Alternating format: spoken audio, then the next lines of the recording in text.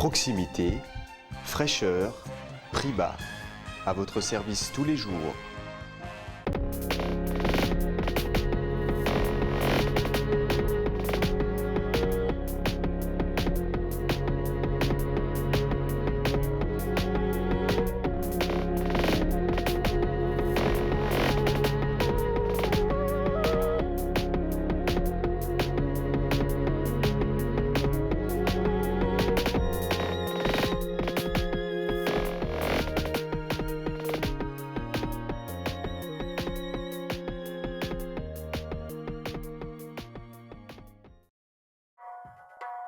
Cette semaine dans Mac 3V, découvrez les massages ayurvédiques à Niederbronn-les-Bains.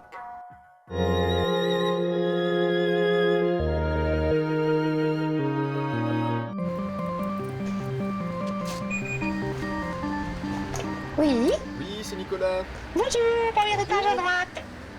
Le centre Ayurveda de Niederbronn existe depuis le 21 janvier 2004. Laure Reinbold nous accueille aujourd'hui dans ce lieu qui fête son premier anniversaire pour nous expliquer les massages ayurvédiques. Ces soins n'ont rien à voir avec les massages de kiné. Ils ne sont pas médicalisés et qu'on ne s'y trompe pas, ici, pas de massages érotiques. Oui. Bonjour. Bonjour Nicolas, soyez le bienvenu. Merci. Entrez. Alors, puisque c'est la première fois que vous venez, je vais un petit peu vous faire le tour du centre. On enlève les chaussures ou... Oui, je veux bien. Comme j'ai un beau sol en bois, un vieux sol en bois, au niveau de... D'abord, enlever les chaussures, c'est très important parce que je laisse mes soucis dehors. Et puis de l'autre côté, le fait de marcher sur le sol permet déjà au niveau des énergies d'être plus agréable. Tablage, la pièce d'accueil. Et puis là, j'ai une très grande salle pour un bureau qui me permet ici d'avoir d'une part une salle de yoga. Donc quand on fonctionne ici en tant que salle de yoga, je sors ce meuble qui est sur roulette, j'enlève les meubles qui sont pliables. Et donc ici, je peux accueillir 6 personnes à la fois pour cours de yoga que nous avons aussi bien le mardi soir. Ici, je peux faire des soins, je peux faire donc des cours de yoga mardi et puis vendredi. Et puis en même temps, je peux, en déplaçant ici cette petite tenture, eh bien, les formations ont lieu ici, puisque j'ai un tableau qui est caché derrière. Donc, quand on fait des formations, eh bien, j'enlève la tenture et ensuite, je remets la tenture, arbre de vie. Vous voulez une petite tasse de thé? L'accueil, c'est toujours proposer une tasse de thé. La personne accepte ou n'accepte pas, mais ça fait partie de l'accueil. Ça permet de la personne à se poser et puis on rentre dans une autre dynamique. C'est-à-dire qu'on partage quelque chose, et moi j'ai monté dans ma grande tasse, et donc nous partageons quelque chose. Le mot Ayurveda nous vient de l'Inde. Il signifie science pour une longue ou bonne vie, c'est-à-dire tout ce que l'homme peut mettre en œuvre pour mieux gérer sa vie plus longtemps à travers le bien-être. J'ai bien vouloir remplir ce questionnaire qui va me permettre de mieux vous connaître au niveau. J'ai choisi les techniques d'Ayurveda qui viennent de l'Inde, qui sont des soins traditionnels. Eh bien, ces soins se font avec de l'huile sur le corps. L'huile sert d'intermédiaire entre la main de celui qui fait le soin et le corps de la personne qui reçoit le soin. Alors, ce qui est aussi très intéressant à observer, c'est qu'il y a des personnes où j'ai besoin d'énormément d'huile pour faire un soin, parce que les pores et le corps absorbent toute cette huile. Il a soif d'huile. Donc je nourris à travers les pores du corps, tout le corps, et puis il y a d'autres personnes où j'ai besoin de très peu d'huile. Je permets à une personne de retrouver son identité et je travaille en même temps sans utiliser quoi que ce soit au niveau de produits chimiques avec la chimie intérieure du corps. À savoir qu'en faisant ces soins sur tout le corps, je relance les énergies et je relance aussi la circulation du sang, je relance tout ce qui est au niveau lymphatique, je relance le fonctionnement des organes et en même temps, je relance le fonctionnement des hormones.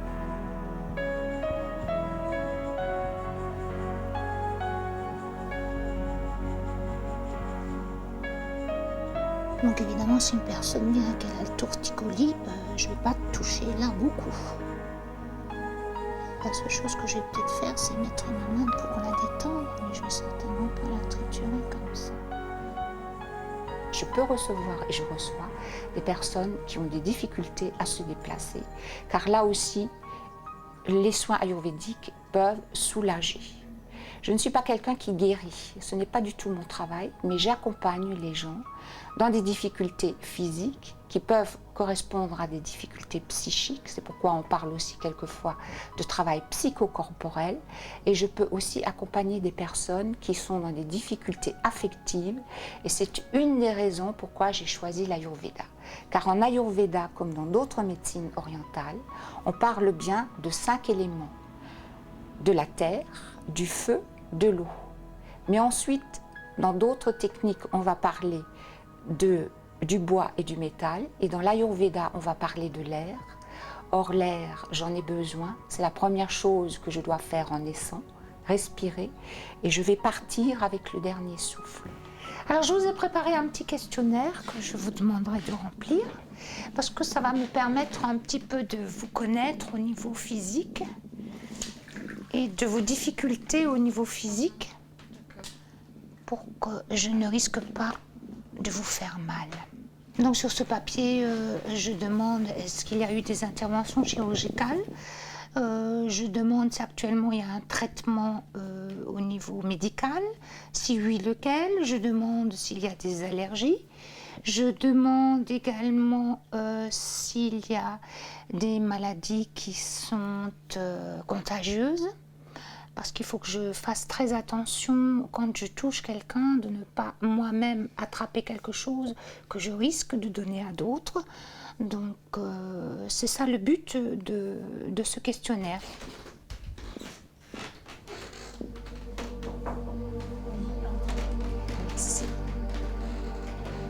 Alors, vous allez vous allonger, mais de telle sorte que vous soyez bien. Alors, lorsqu'une personne a pris un rendez-vous par téléphone ou bien par email, sachez déjà que je ne réponds pas forcément lorsqu'on sonne à la porte ou lorsqu'on m'appelle, parce que quand une personne est chez moi, ne fonctionne ni le téléphone et je ne réponds à aucun signe à la porte, parce que je suis avec cette personne et avec personne d'autre. En connaissant un petit peu l'histoire médicale, je peux préserver la personne qui est là et ne pas toucher certains endroits ou bien ne pas lui faire mal. Si une personne ne me fait pas confiance, elle me dit non et que je sens que c'est vrai, je ne la masserai pas. Parce que si elle n'arrive pas à me faire confiance, elle n'arrivera pas à se décontracter. Et si elle n'arrive pas à se décontracter, je peux à la limite lui masser les pieds ou les mains. Mais il va falloir que je fasse très attention parce que d'un côté, il va falloir que je la remercie qu'elle ait été sincère dans sa réponse. Et de l'autre côté, il va falloir que je fasse très attention parce qu'elle sera complètement tendue. Alors quelquefois, le fait qu'une personne ne peut pas faire confiance, au niveau psychologique, ça peut cacher énormément de choses en ce qui concerne le toucher.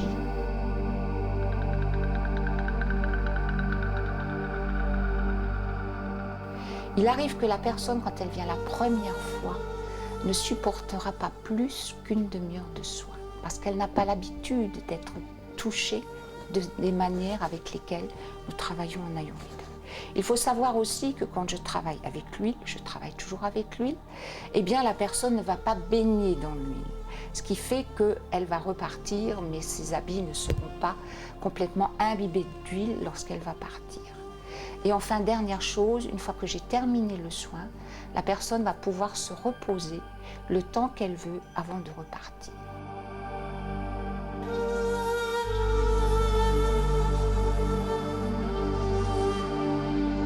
Le travail de l'or est d'arriver à refaire circuler les énergies pour soulager les tensions.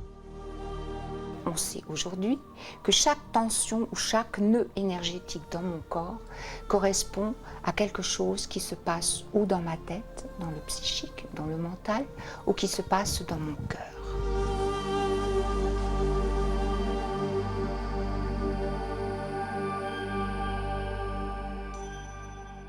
Est-ce que vous êtes d'accord que je commence par vous toucher le visage? Allez-y, je vous en prie, touchez-moi le visage. Ok, après le visage, on verra comment on continue. D'accord. D'accord?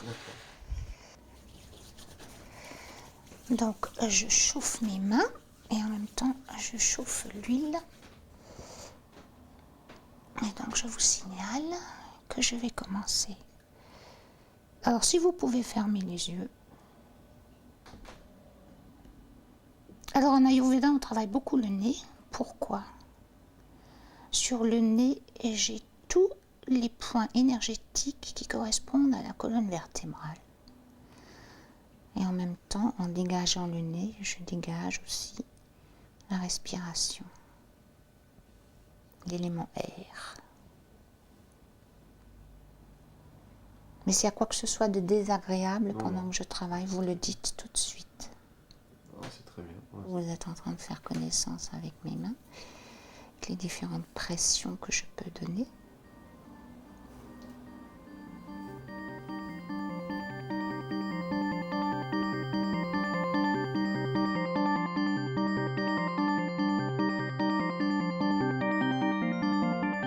Pour moi, le meilleur moyen de savoir si j'ai bien fait mon travail après une séance, c'est quand je vois comment la personne arrive, le visage qu'elle a, la posture qu'elle a, et quand j'ai terminé le soin et qu'elle ressort de la pièce de soin après sa période de repos, eh bien, si je vois que son visage est ouvert, si je vois qu'elle a un sourire, si je vois qu'elle se tient mieux, je sais que nous avons avancé pour elle. Si la personne veut me parler, elle peut. Si elle ne veut pas, elle n'est pas obligée.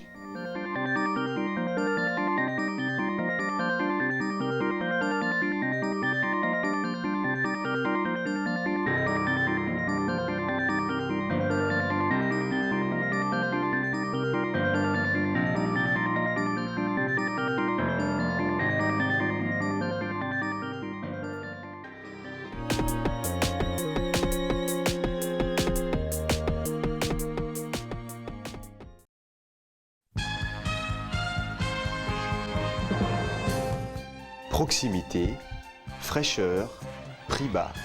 À votre service tous les jours.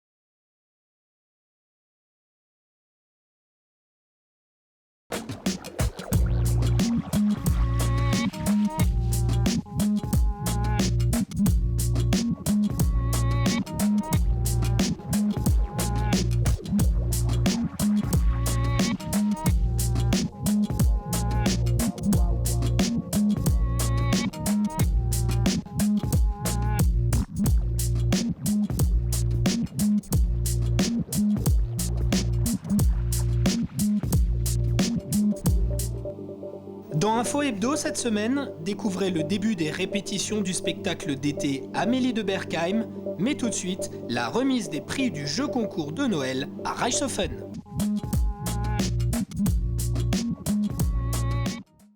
L'association des commerçants de Reichshofen a récompensé les gagnants du jeu concours de Noël. Une trentaine d'appareils photo numériques ont été ainsi distribués à la castine autour d'un vin d'honneur. Les règles du jeu étaient de collecter l'ensemble des lettres formant le mot Reichshofen sur les différents coupons disponibles en magasin. Les échos de ci et de là, on entendait souvent que les gens, même entre eux, s'échangeaient les différentes lettres, les lettres qui manquaient, ils essayaient de retrouver les lettres qu'il leur fallait. Donc apparemment le jeu a été bien perçu, oui. Je me suis pris au jeu. La preuve, je viens de gagner un appareil photo numérique. Je ne pensais pas le gagner car j'ai appris qu'il y avait seulement 50 i et que je suis un des 50 gagnants. Je remercie tous les commerçants de Reichshofen. Cette soirée était également l'occasion pour assister à la remise d'un chèque de 200 € à l'Amicale des sapeurs-pompiers suite à l'opération karaoké de cet été. Je suis heureux de remettre ce chèque ce soir à l'Amicale des Pompiers. Pour 2005, nous avons l'intention de renouveler le jeu de l'opération de Noël.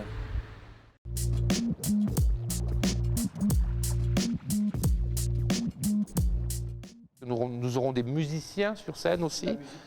La musique municipale sera sur scène.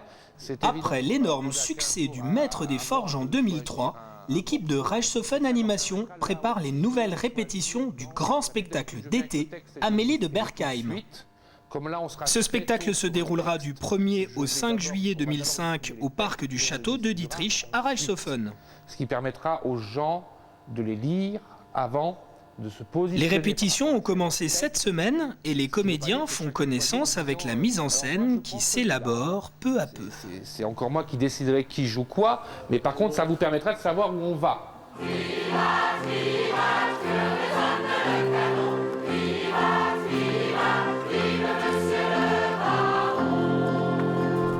Oui, on peut considérer ce spectacle comme une suite au spectacle du Maître des Forges, puisque d'une part il y a la poursuite de l'aventure industrielle de la famille de Dietrich, et d'autre part on assiste au développement de Reichshofen.